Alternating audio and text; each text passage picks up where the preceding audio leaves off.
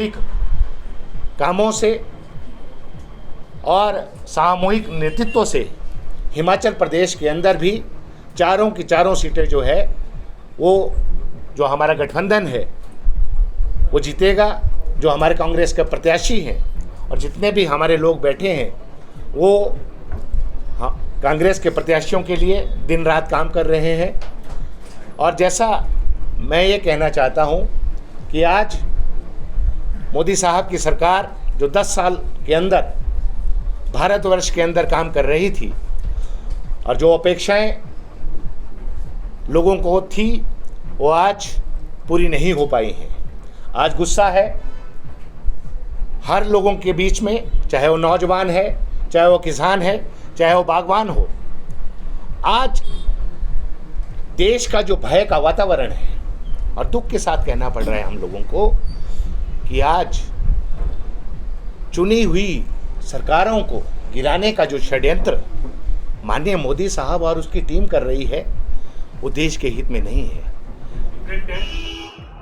मोदी के शासन में, भाजपा के शासन में जो 10 साल का उसका कुशासन रहा है इस देश के अंदर, उससे आज हमारे देश के संविधान को,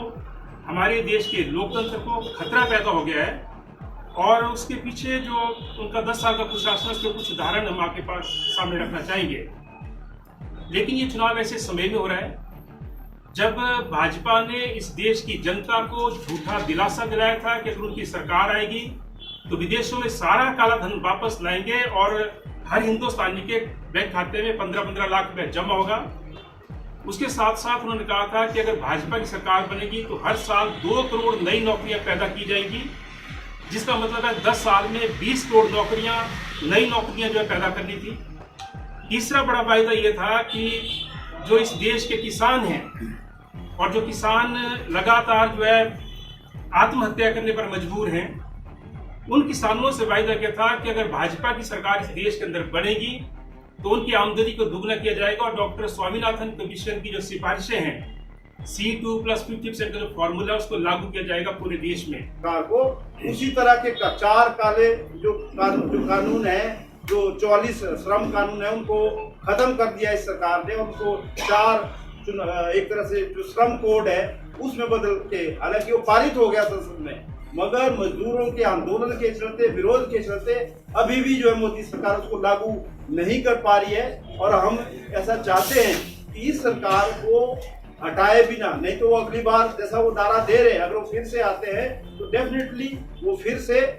चाहे कृषि कानूनों की बात है, वो कई गाहे बगाहे बीजेपी के लोग बोलते हैं कि अगर हम आएंगे तो हम फिर से लागू कर देंगे, हम उनको कृषि कानून को फिर ले आएंगे। जो श्रम कानून है लागू पारित कर दिए, लागू नहीं कर पा रहे, उनको लागू करेंगे। तो हमारा ये मानना है कि मजदूरों के हक के लिए जो 1925 से लेकर 2014 के अंदर सबसे लास्ट का जो एक श्रम कानून बना था रेडी फड़ी वालों के अधिकार के लिए, स्ट्रीट वेंडर एक्ट के नाम से, और तो वो जो 44 कानून है इस मोदी सरकार ने उनको खत्म कर दिया। और हम जितने भी मजदूरों के संगठन है और हमारा मजदूरों के संगठन के नाते भी हमने C2 के बैनर के तहत एक मजदूरों का घोषणा पत्र जारी किया है, बनाया है।